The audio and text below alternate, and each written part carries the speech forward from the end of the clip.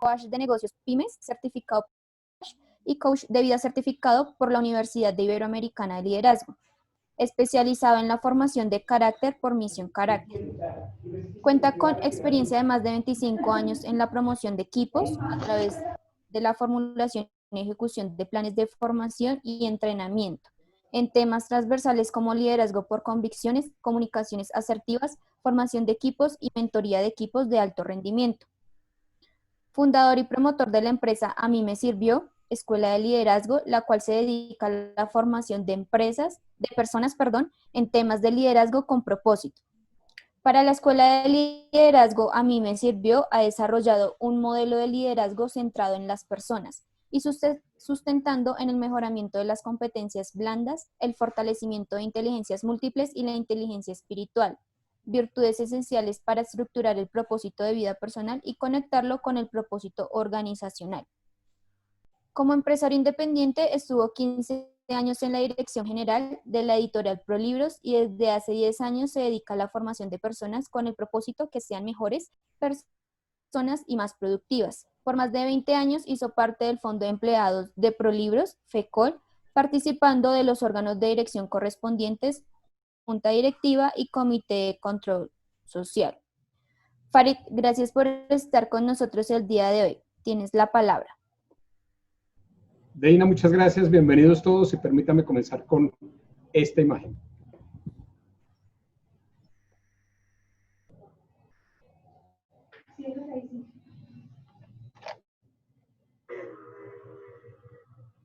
Una de las épocas más esperadas para visitar África y en particular Kenia es durante los meses de julio y agosto, donde miles de animales comienzan migraciones, una de las migraciones más importantes sobre la Tierra. Un ciclo de 3.000 kilómetros de continuo movimiento, en donde los ñus y las cebras caminan juntos en busca de pastos y agua. Tanto los ñus como las cebras persiguen el mismo fin, saciar su hambre y su sed. Estas dos especies viven en armonía, no compiten por alimento y se benefician mutuamente de su presencia. Viven en simbiosis. La pregunta es, ¿cómo lo logran? Permítame preguntarles a ustedes y para que nos contesten en el chat, ¿cómo logran migrar juntos el ñu y la cebra? Siendo dos animales quizás que se pelean entre sí, pero además de eso compiten por lo mismo. ¿Cómo creen ustedes? Les ruego el favor que voten en la encuesta que está en curso en este momento. ¿Alguno dice por necesidad? Bueno, sí, puede ser por necesidad. Porque comparten espacios en común, sí. Bueno, hay dos que dicen que son, tres que dicen que son por complemento. ¿Quién más que nos quiere colaborar? Porque hay, a veces cuando uno no se imagina o no piensa, estos son millones de ñus, millones de ñus que van transitando el camino junto a las cebras. Llegan a un río y se enfrentan a ese río caudaloso en muchas ocasiones, lleno de cocodrilos, llenos de tigres alrededor, de leones alrededor, y atraviesan. 5 personas han dicho que por complemento y 2 que comparten espacio y 2 por necesidad. Me encanta que hayan dado esa respuesta, porque yo creo que es por complemento. Fíjense por qué decimos que los ñus y las cebras logran trabajar en complemento, van en complemento ambos. Las cebras comen las hierbas más altas y los ñus se alimentan de las hierbas más bajas. Entonces, si bien van caminando por el mismo sitio, van haciendo el uno al otro, se van complementando y van limpiando el camino. Los ñus tienen muy buen oído. Ellos escuchan casi que todo lo que está pasando a su alrededor. Es una gran llanura, entonces ellos van escuchando.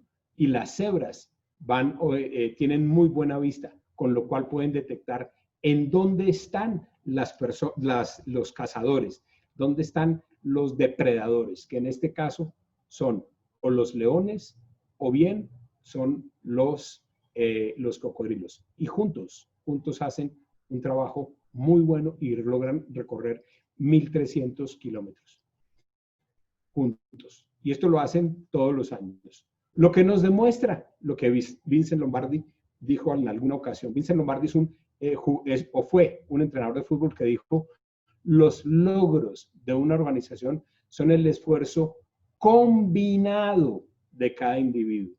Y hoy está comprobado que cuando trabajamos en complemento, cuando nos juntamos, los resultados que se logran son mucho más importantes que si trabajamos de una manera individual, de una manera solitaria. Y más en estos tiempos del COVID, cuando realmente lo que necesitamos es complementarnos los unos con los otros. Mi nombre es Farid Stephen Uribe, soy esposo, llevo 26 años de casado con la misma esposa, 26 años de casado con la misma esposa. Padre de 2 hijos, una hija de 25 años, bueno, casi 25, y ahorita próximamente va a cumplir 25, pero además de eso, un hijo que tiene 21 años, que hoy justo está inscribiendo materias en los Andes y tiene un problemonón el berraco, perdónenme que utilice esa palabra, porque utiliza, o mejor, está utilizando todo el tema del internet, todo el tema de ver cómo se meten a las materias, y le acabo de escuchar que está lleno todo lo que él escogió. Es decir, lo que él había planeado, lo que duró 15 días o 20 días planeando, exactamente en 23 segundos se le desarmó. ¿Por qué? Por su turno. ¿Por qué? Porque no cogió le llegó el turno de inscribir materias en el momento adecuado. Soy empresario, yo no tengo hoja de vida, tengo hoja de empresario. Desde que recuerdo, desde muy niño, desde que quizás tenía 12 años o menos, me la pasaba entre las cajas de libros, entre las cajas del almacén, del inventario, paseando y aprendiéndole a mi padre y aprendiéndole a los gerentes de la editorial que mi padre fundó. Y soy formador, soy maestro por naturaleza. Me encanta, me fascina formar gente. Creo que la mejor labor que puede hacer una persona o un líder mejor es formar a sus seguidores. Y cuando hablamos de formar gente, estamos hablando de que estamos formando en la casa, estamos formando en la empresa y estamos formando en la sociedad. Con lo cual nuestra labor como líderes, con lo cual nuestra labor como empresarios, como padres de familia, va mucho más allá a formar la gente.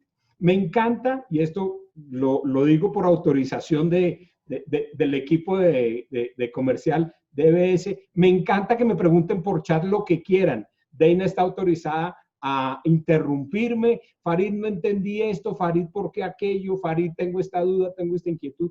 Pregunten. Si nos alargamos, fenomenal. Si no nos alargamos y habrá que recortar algunos temas, pues lo hacemos. Pero lo importante es que ustedes se vayan hoy felices y contentos viendo las historias del liderazgo para el cooperativismo.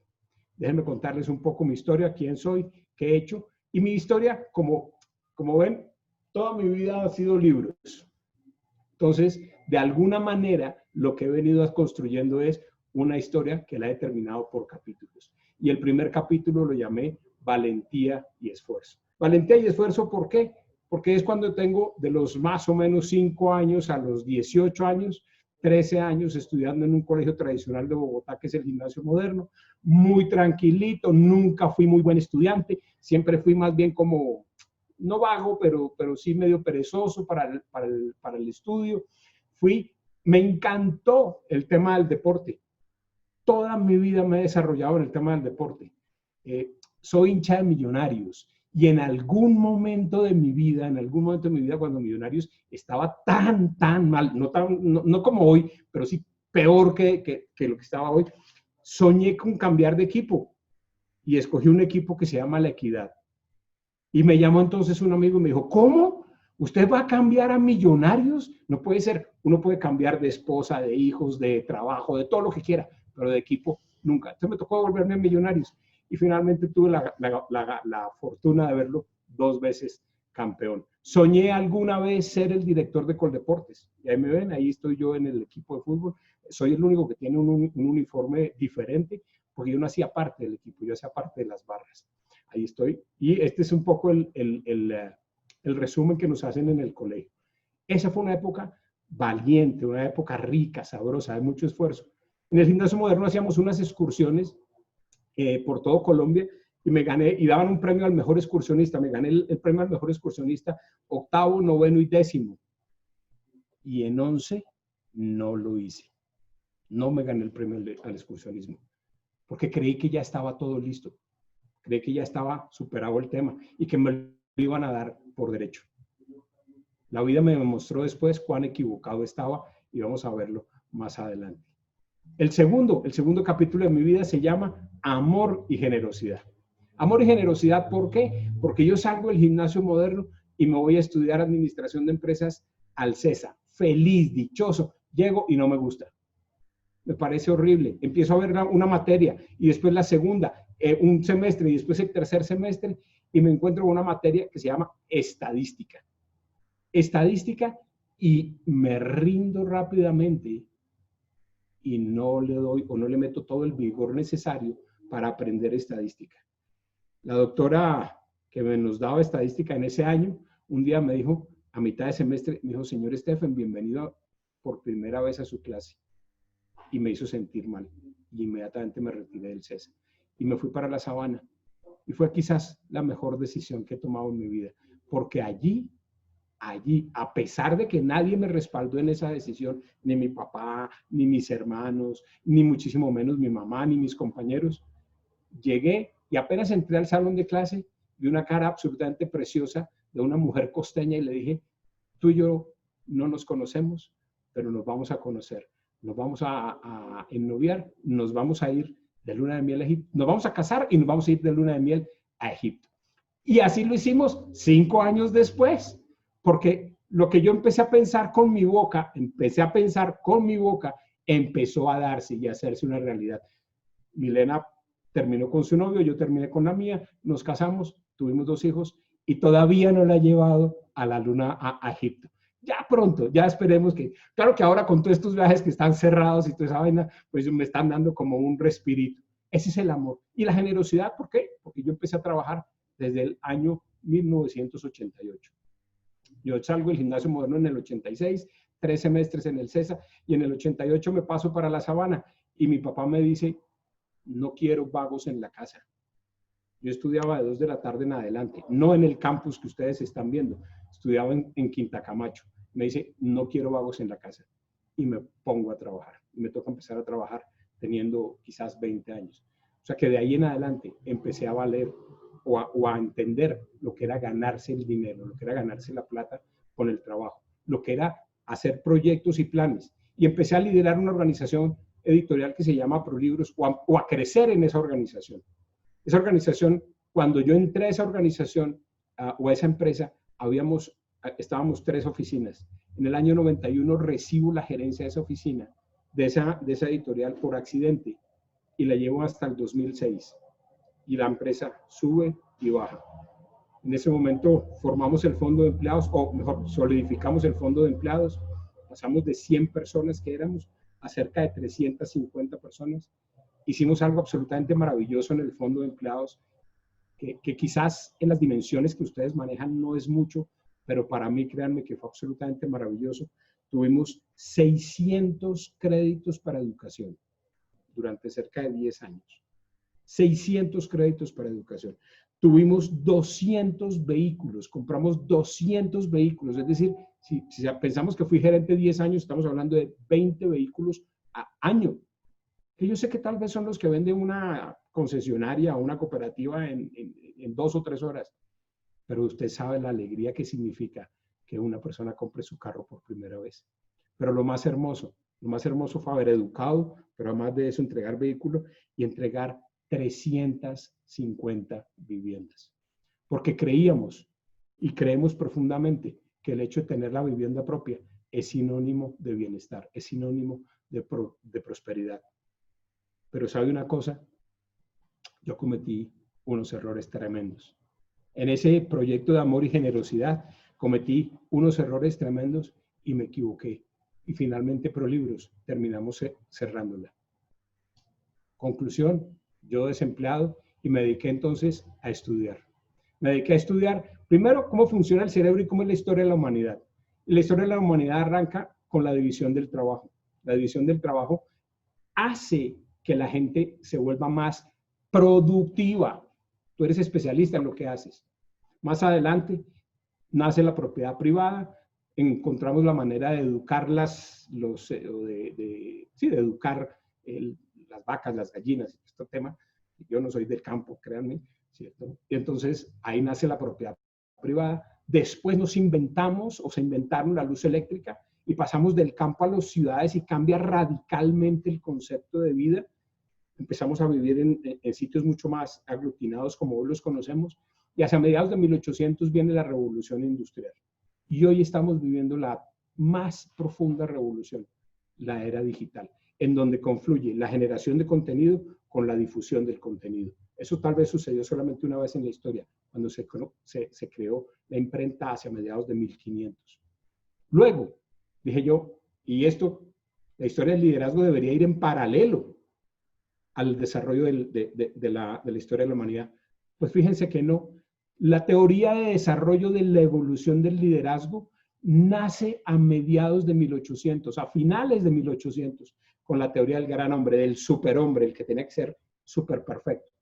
Luego viene la teoría de los rasgos, es decir, que algunas personas nacen para ser líderes y otras no. Y no hay nada más mentiroso que eso. Todos, absolutamente todos, nacemos para ser líderes. Lo que necesitamos es simplemente desarrollarlo. Y ese es el reto que necesitamos. Luego viene la teoría del comportamiento, la teoría de la influencia en la que hoy estamos viviendo y la teoría de las relaciones, que es la de conformar comunidad. Y cuando me invitaron a dictar este webinar, me preguntaba, ¿y cómo encaja todo este desarrollo del ser humano? ¿Cómo encaja toda esta evolución del liderazgo con el desarrollo del cooperativismo? Y para sorpresa mía, el cooperativismo nace en 1844 en Inglaterra, en un almacén que se llamó Almacén Cooperativo en Inglaterra. Posteriormente, 65 años después, aparece el primer cooperativismo en Colombia. Pero creo que lo promueve Rafael Uribe como presidente. Y viene y llega el cooperativismo. Fíjense que no es una historia muy lejana. Estamos hablando de hace escasamente 100 años, 110 años. Y en esos 110 años el cooperativismo ha logrado tener 3.500 cooperativas a nivel nacional. Hay más de 6.3 millones de asociados. Más de 20 millones de colombianos se benefician, o mejor, nos beneficiamos del sector cooperativo. Mueven 40 billones de activos.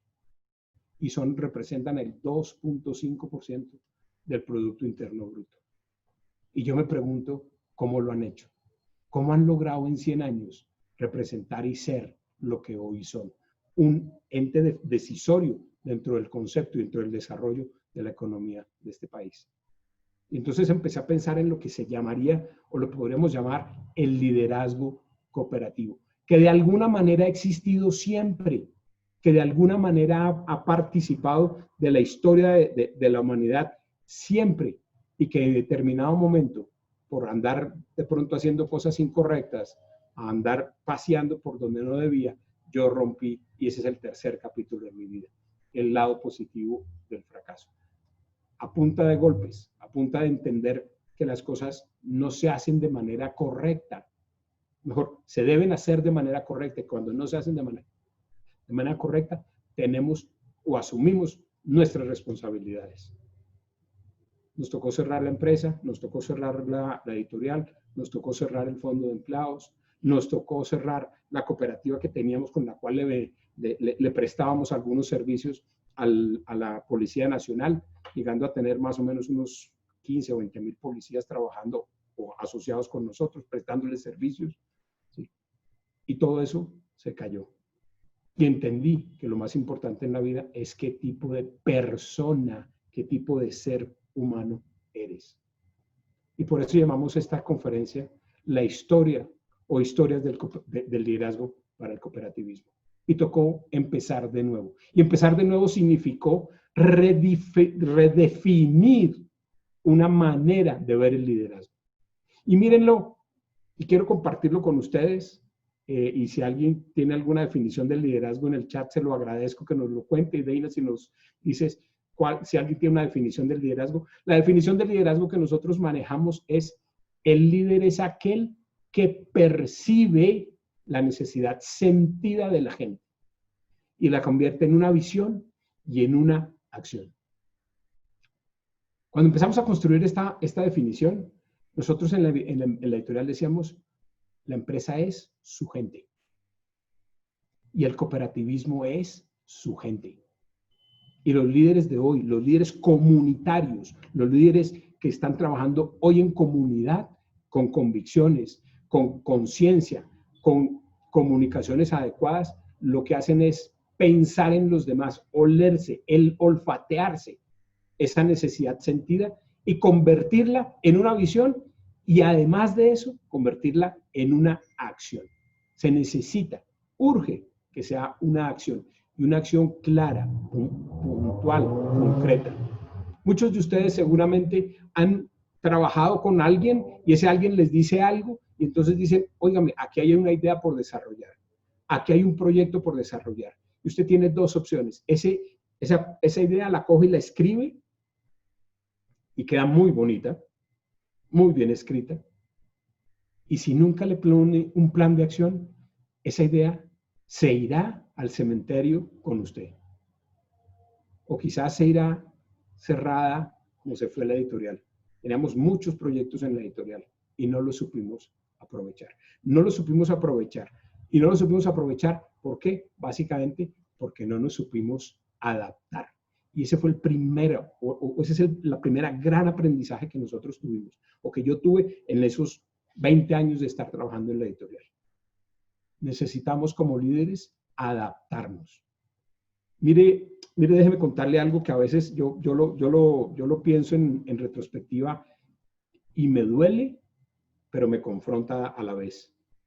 Me duele porque el gerente de ventas de la editorial me dijo, Farid, está llegando el internet. Ojo, déjeme contarle antes de eso que en el año 94 se crea, perdón, en el año 89 se crea el primer hipertexto. En el año 94 se crea la primera página web. O sea, estamos hablando de hace 26 años. Solamente 26 años que se crea la primera página web. Y en el año 98 el gerente de ventas de la editorial, o en el año 2000, cuando empezó a masificarse el internet en Colombia, me dice, Farid, llegó el internet a Colombia. Yo le dije, sí, eso es una machera, eso es una berraquera. Yo ya tengo mi correo electrónico, fstefen @ no sé qué vaina, ya ni me acuerdo. Sí. Eso es no dicho, eso va a ser la panacea. Y me dice, ¿y cuándo nos va a impactar? ¿Tú qué crees? Y de una manera arrogante le contesté, no antes de 20 años. Nosotros teníamos la oficina en un cuarto piso y al cabo de los 3 años, alrededor de la oficina habían 3 o 5 café internets. Y nosotros no nos habíamos adaptado. Nosotros teníamos las mejores enciclopedias que hay en Colombia, o que había en su momento en Colombia. 1 de cada 4 personas se educó con nuestros libros. 1.300 empleados teníamos, 800 vendedores. Vendimos más de, creo que fueron, no sé, 10 millones de libros. 10 millones de libros, más de 600.000 diccionarios. ¿Y sabe qué? No nos supimos adaptar cuando llegó la tecnología. Y hoy me pregunto, ¿qué tan preparados estaríamos nosotros hoy para afrontar la tecnología? ¿Qué tan preparados estamos nosotros o estás tú para afrontar la tecnología? Yo no estaba preparado hace unos meses para dictar conferencias frente a una pantalla. ¿Y sabe qué? Me tocó adaptarme. Es todo un aprendizaje. Y empieza uno a hacer ajustes y le toca ser tremendamente resiliente. Tremendamente resiliente. ¿Por qué? Porque entonces empiezan las buenas, las altas y las bajas. Las altas y las bajas. Y si tú te caes, te tienes que levantar. Ese es un primer gran aprendizaje que nos ha dado el home office. Necesitamos adaptarnos. Lo segundo, nos tenemos que volver tremendamente comunicadores. Miren, la gente en la editorial quería saber qué era lo que estaba pasando. Y yo, de una manera equivocada, me encerré en mi oficina. Y eso que me gusta hablar en público, y eso que me gusta escribir, y eso que me gusta hacer blogs, y que me gusta vivir entre comunicadores. Pero finalmente decidí encerrarme y no contarle a la gente lo que estaba pasando. Y entonces la gente no supo qué era lo que estaba pasando y empezó a entrar una desesperación, empezó a entrar una locura casi que colectiva. La gente nos renunciaba, nos demandaba, más de 250 demandas recibimos por temas que no vienen al caso, pero no le comunicamos a la gente, no le comunicamos ni a tiempo ni a destiempo, nos quedamos callados. Y en este momento un líder lo que tiene que hacer es coger a su equipo y comunicar lo que está pasando hoy y qué es lo que necesitamos ver hacia futuro. Y el comunicador necesita un poco como ponerse unas gafas que sean de esas bifocales, yo no sé si ustedes las conocen, en donde están partidas aquí por la mitad las gafas y están viendo el hoy, pero también están pensando en el futuro. Como líder tienes que contarle a tu gente para dónde vas. Y te lo recomiendo que lo hagas a tiempo y a destiempo. Que todo el tiempo le estés diciendo vamos para esto, vamos para allá, porque finalmente tampoco sabes quién tiene una respuesta, quién tiene una buena solución o quién tiene una idea que nos haga. Y entonces tienes que volverte un coequipero de lujo. Un coequipero de esos que, no sé, Pibe Valderrama, Bernardo Redín, James, bueno, Falcao, Duván Zapata, o sea, personas que realmente digan uno, yo quiero jugar con esta persona. ¿Cuántos de tus funcionarios quieren jugar contigo? ¿Y con cuántos quieres jugar tú? Cuando tú entiendes la importancia de jugar con otros y de hacerlos partícipes de tus decisiones y de hacerlos comunitarios, empiezas a mejorar tu gestión de equipo, empiezas a mejorar tu manera de proyectarte en el tiempo, empiezas a proyectarte y más que a proyectarte, empiezas a planificar en el tiempo. ¿Sabe una cosa? Cuando nosotros hicimos primer proyecto de planeación estratégica, que lo hicimos con una compañía en la editorial muy elegante, toda esa vaina, al final terminamos y el gerente de la editorial me dijo, el gerente de la compañía me dijo, Marín, quedó muy bien hecha la planeación, le faltó una sola cosa. Le dije, ¿qué? Edgar, ¿qué le faltó? Dijo, ponerle números. A la planeación estratégica hay que ponerle números. Y durante un año me estuvo insistiendo y yo no lo hice. No lo hice porque me sentía el todopoderoso. Éramos la editorial que más facturaba en Colombia. Era la editorial que mejor pagaba en Colombia. Y no lo hice. No fui un coequipero de lujo, aún teniendo quien me defendiera, quien me atacara y quien me protegiera de los depredadores. Finalmente los depredadores no eran cocodrilos, no eran leones, era el internet y eran otras cosas alrededor que yo no las supe ver. Así que tú como líder, abre tus ojos y empieza a jugar en equipo con otras personas. Y ponte las gafas y vive enfocado. Enfócate en la solución del hoy, pero también en la solución de más adelante. No te enfoques tanto en el problema. Mira, el 14 de marzo, el 13 de marzo. 13 de marzo, el presidente Duque dijo y la alcaldesa Claudia López dijeron, nos vamos para cuarentena. Y yo no sé qué pensaron ustedes, pero yo le dije a mi señora, tranquila, esos son 15 días. Vamos a hacer un mercadito, tan, y listo, para pasar estos días de cuarentena. Y óigame bien, llevamos marzo, abril, mayo, junio, julio, y vamos a empezar agosto. Los vuelos que teníamos planeados para Semana Santa, todos se derrumbaron. Ahora estamos pensando en vuelos para octubre, noviembre o diciembre. Y si nos hubiésemos quedado pensando en el problema, nos quedamos pensando en el pasado. Pero necesitamos es pensar en soluciones. Y nosotros como editorial en su momento no lo hicimos. Hoy quiero invitarte a que como empresario cooperativo, como miembro de un consejo directivo de una cooperativa, de un fondo de empleados, de una entidad social, pienses en la solución de hoy, pero también en la solución del futuro, en lo que viene para más adelante. ¿Cómo se ve el mundo en unos 2, 3, 6 meses, 8, 10, 12 meses, 15 meses, 1 año, 2 años?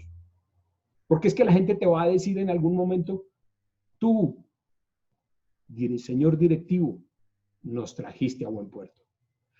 Tú, presidente del fondo de empleados, nos trajiste, o de la cooperativa, nos trajiste a buen puerto. Y eso lo hacen los líderes. Yo hubiese querido tener una persona a mi lado que me ayudara, que me guiara, Mi padre murió en el 2006 en medio de una crisis, entonces fue medio caótico y lamentablemente no tuve una persona a la cual yo hablarle, a la cual yo, si me lo permite de esa manera, a la cual yo llorarle los problemas empresariales que estábamos viviendo en ese momento. Cuando él se va, prácticamente me quedo sin mentor. Y cuando me quedo sin mentor, lo que sucede es que empiezo a tomar decisiones equivocadamente porque me creía yo el superplay.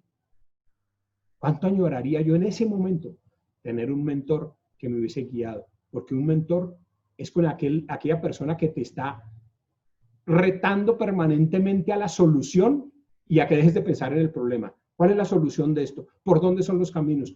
Mira que yo pasé por acá, mira que yo pasé por allá.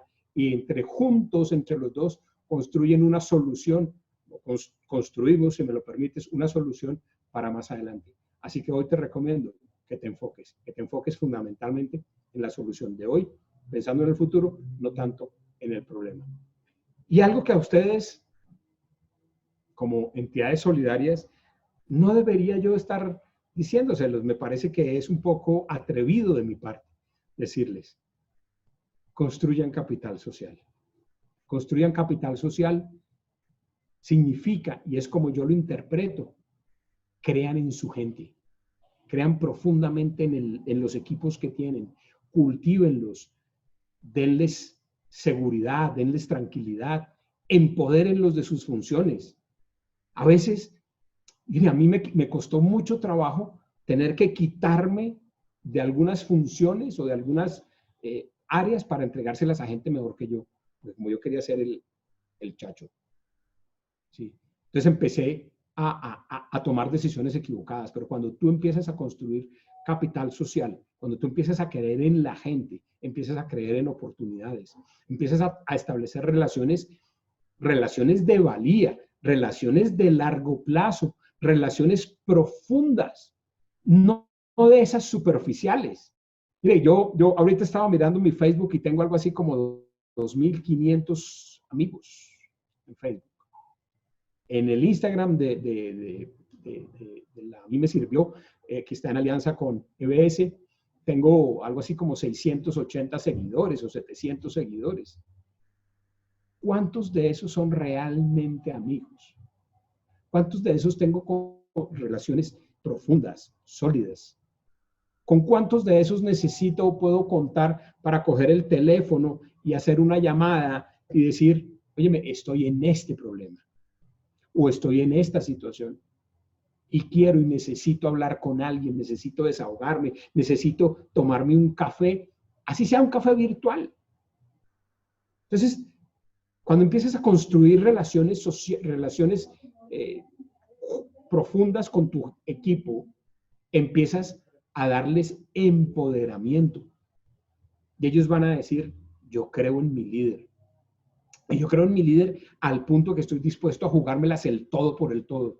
Y usted, señor líder, usted, señor presidente de la cooperativa, usted, señor gerente, usted, señor administrador, no necesita decirme que trabaje 12 o 14 horas. Es que yo estoy dispuesto a hacerlo no solo porque amo esta camiseta, sino porque le creo a usted. Porque te creo, porque estoy dispuesto a jugármela contigo, porque he sentido tu apoyo, porque he sentido tu respaldo, porque he sentido tu confianza, porque he sentido que eres una persona absolutamente transparente e íntegra. Entonces, hagamos comunidad para construir equipo. Farid, ¿eso es muy altruista? Sí. Farid, ¿eso no se puede? Mentira, sí se puede. Claro que se puede. Hay empresas que se han dedicado a construir con sus equipos comunidades. Entonces estamos hablando del liderazgo comunitario, en donde el liderazgo empieza a ser compartido y las decisiones se empiezan a tomar en comunidad, aunque haya un solo responsable. Porque el líder que construye capital social defiende a su equipo a capa y espada y saca lo mejor para defender a su equipo. No solo de los depredadores internos de oficina. Uy, no, doctor, ese muchacho es muy bueno, yo como que me lo voy a llevar para mi departamento. No, señor, ese es de mi departamento. Salvo que lo haga crecer. Así que empiecen a creer en su gente, porque hay otros depredadores alrededor. Y no solo empiecen a creerlo, sino empiecen a demostrárselo. llamen a sus personas, a sus equipos, díganles lo buenos que son, cuéntenles lo orgullosos que se sienten de ellos y pregúntenles, háganles una pregunta que me parece tremenda, una pregunta que me parece, digamos, tremendamente confrontadora. ¿Cómo es tu historia? Cuéntame cómo ha sido tu historia esta semana. No tu historia laboral, porque esa la conozco. Cuéntame cómo estás en las relaciones con tu esposa, cómo están las relaciones con tu esposo, cómo estás en las relaciones con tus hijos, cómo has logrado manejar el tema de que nos disminuyeron los ingresos un 10, un 15, un 20, un 30, un 50%, si ha sido así. Cuéntale a tu gente y que ellos te cuenten, porque cuando tú lo hagas, necesitas o vas a lograr dos cosas. Uno, que confíen en ti y segundo, creas comunidad. Pero el día que les preguntes, asegúrate de que tienes el tiempo necesario para escucharlos. Porque es que tú no sabes cuál es la historia que hay detrás de la pantalla. Tú no sabes cuál es la historia que esa persona está esperando contar.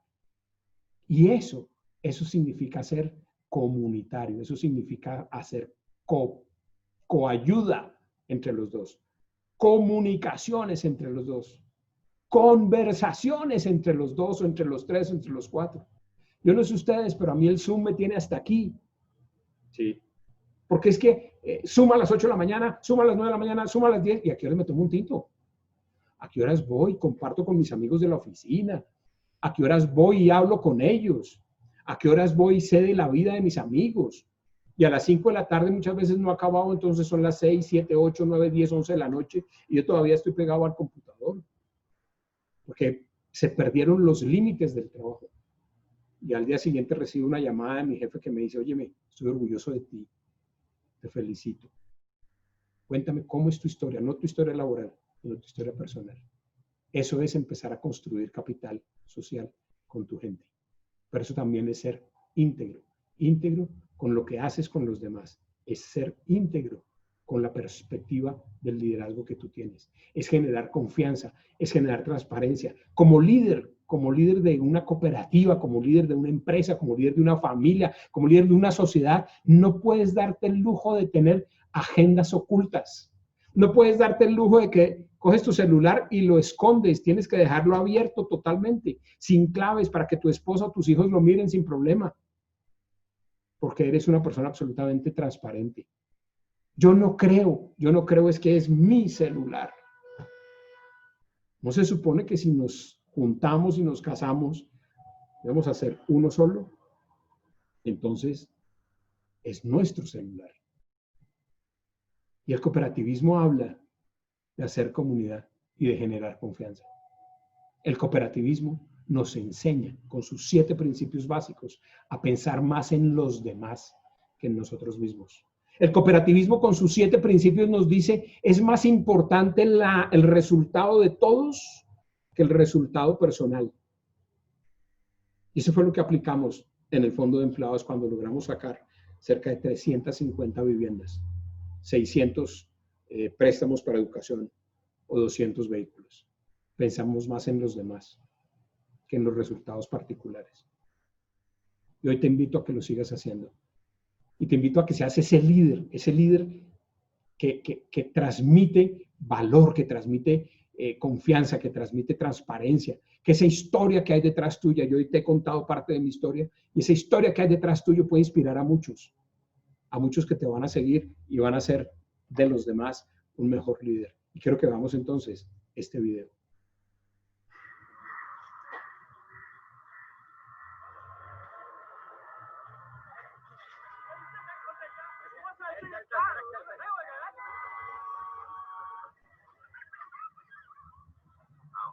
Sir आपके लिए उस पार कार का इंतजाम किया है sir. Sir आइए सर। चल चल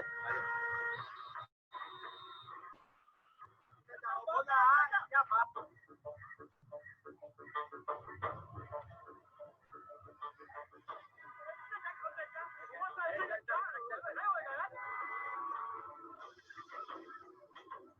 सर आपके लिए उस पार कार का इंतजाम किया है sir.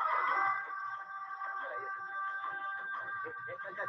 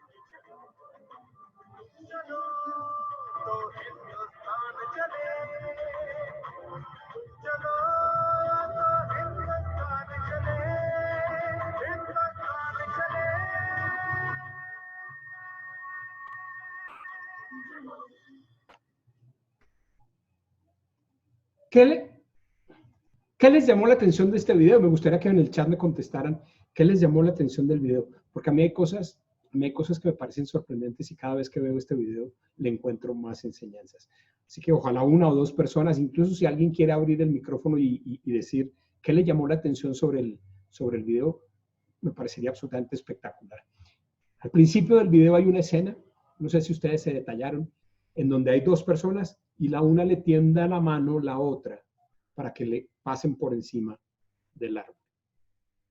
Y de pronto es que miran al cielo y el video nos cuenta que posteriormente empieza a llover y estos dos personajes se sueltan de las manos y cada uno va para su lado y aparece el niño solo. Me hizo pensar esa escena. ¿Cuántas veces nos hemos visto enfrente de una dificultad en donde creemos que tenemos un montón de gente a nuestro alrededor y finalmente nos encontramos solos? Y eso va en contravía de todos los principios del cooperativismo. Porque si algo tiene el cooperativismo es que nos ayudamos los unos con los otros. Si algo tiene el cooperativismo es que nos apoyamos para que juntos salgamos adelante. ¿Hay alguien, no sé si hay alguien que quiera hablar? Que me dio la sensación de que había un micrófono abierto.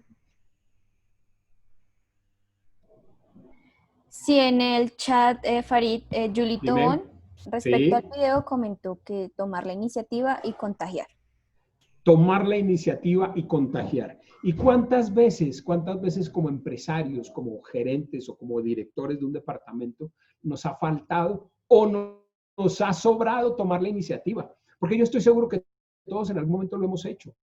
Y cuando lo hemos hecho nos sentimos satisfechos, nos sentimos contentos, nos sentimos alegres de que las cosas empiezan a fluir mejor, en que el resultado empieza a darse más fácilmente. Porque es que como todos los resultados, los resultados de una organización son mejores cuando trabajamos en equipo, cuando trabajamos cooperativamente, colaborativamente y trabajamos unidos, entonces son mucho mejores. Y bien lo decimos nosotros, a manera de resumen lo decimos, que hoy más que nunca, podemos decir que las organizaciones cooperativas son su gente. Las organizaciones cooperativas son su gente, viven por su gente, vibran por su gente, ponen a su gente, a sus asociados en el centro de los resultados, en el centro del servicio, en el centro de prestar la mejor atención posible. Y para eso nos tenemos que adaptar. Y es nuestra responsabilidad velar por el bienestar de todos nuestros asociados. Es el objetivo primario, es el objetivo fundamental, el bienestar. No solamente mío, no solamente el consejo asesor o el consejo directivo, es el bienestar de todos. Y eso fue lo que en algún momento, en donde yo me equivoqué. Y ahí quiero empezar a cerrar con que en mi historia aprendí 3 cosas fundamentales. 6 claves del liderazgo, pero también entendí el valor del mentor personal. El valor de tener una persona a mi lado que me acompañara para guiarme, para asesorarme. Yo quiero decirlo que también tuve muchos resultados exitosos. Tuve cosas de las cuales me siento tremendamente orgullosos. Pero finalmente, creo que lo más orgulloso que me siento es de la familia que hemos logrado construir. Lo segundo, o el tremendo aprendizaje que yo tuve en este proceso de 30 años, fue la gestión de cambio. En esa gestión de cambio, en donde en vez de estar cerrado, aprendí a ver otras cosas. En los últimos 10 años he venido construyendo diferentes procesos de aprendizaje, de acompañamiento y de gestión de cambio para acompañar a las empresas y que no pasen por donde yo pasé.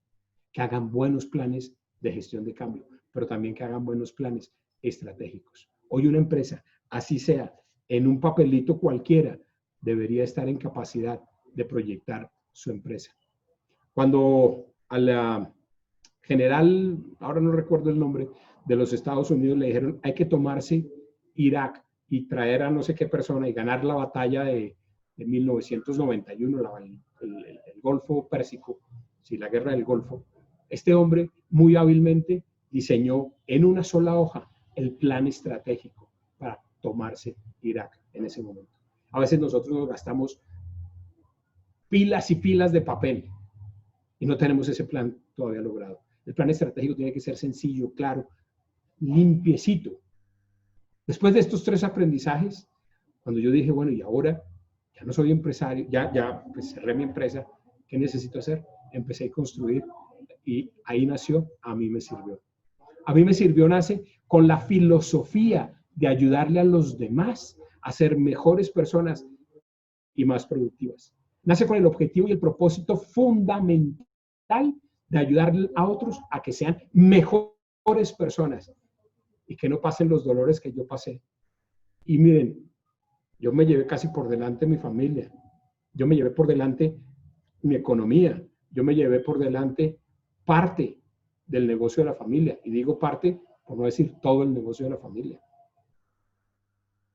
Entonces, para que no pasen por ahí, y me llevé por delante mi salud. 2 veces he estado en clínica de reposo. 10 días y 6 meses de depresión. ¿Por qué? Por no saber manejar mis emociones. De esto, gracias a Dios, fue hace ya 10 años. Cuando encontré el propósito de mi vida, que es inspirar a los empresarios para que sean mejores personas y más productivas, empecé a entender que podía hacer una gestión de equipo con quienes pudiéramos armarlo. Y entonces, desde el 2010, nos dedicamos a facilitar la gestión de empresas colombianas, enseñando y aplicando herramientas de gestión y entrenando equipos de liderazgo transformacional. Estamos comprometidos con el empresariado colombiano. Estamos comprometidos con el cooperativismo colombiano. Estamos comprometidos con las pymes. Y para eso entonces diseñamos, con base en nuestra experiencia, con base en todos nuestros resultados, 3 programas. 3 programas, que uno es el Personal Mentoring Leadership, PML, que es un programa de mentoreo personalizado, en donde tú llamas o en entrevistas telefónicas o por Zoom, conversamos. ¿Y conversamos para qué? Para que seas mejor persona, más productiva y no cargues sobre tus hombros cosas que no debes estar cargando. El segundo programa que diseñamos se llama Avance. Y ayer cuando le mostré a mi esposa esta diapositiva, no, pero te quedó mal escrito Avance, con Z. Y le dije, no porque pasamos de la A a la Z. Vamos de la A a la Z en la gestión de cambio. Arrancamos en un proceso que diagnosticamos, lo planificamos y lo gestionamos. Avanzamos para la gestión de cambio. El 53% de los proyectos de cambio fracasan porque no pensamos en la gente, porque no hacemos un buen diagnóstico, porque no lo planificamos adecuadamente. Simplemente el gerente, como a mí se me ocurrió decir, bueno, ahora vamos a cambiar el software, vamos a poner SAP, ¿cierto? Y vamos a poner EBS, el software de EBS. Entonces, ¡pum!, arrancamos y se nos olvida la gente. Y la gente en los procesos de cambio son lo más importante. Necesitamos saber qué saben, qué sienten, cuáles son sus expectativas de cambio. Necesitamos saber el ABC, por eso se llama avance, el ABZ de todo lo que le está pasando a la gente para tener éxito en el proceso de evolución, transición organizacional. Ahora nos dicen muy frecuentemente, no, es que ahora tenemos que reinventarnos. Y perdónenme, y es una perspectiva muy personal, reinventarnos. Yo no creo que tengamos que reinventarnos. ¿Yo cómo hago para reinventarme como hombre? Yo tengo que repensarme para hacer mejor mi trabajo, para hacerlo más productivo, para hacerlo más pensado en los demás, para hacerlo más pensado en mis clientes, para hacerlo más fácil para los demás.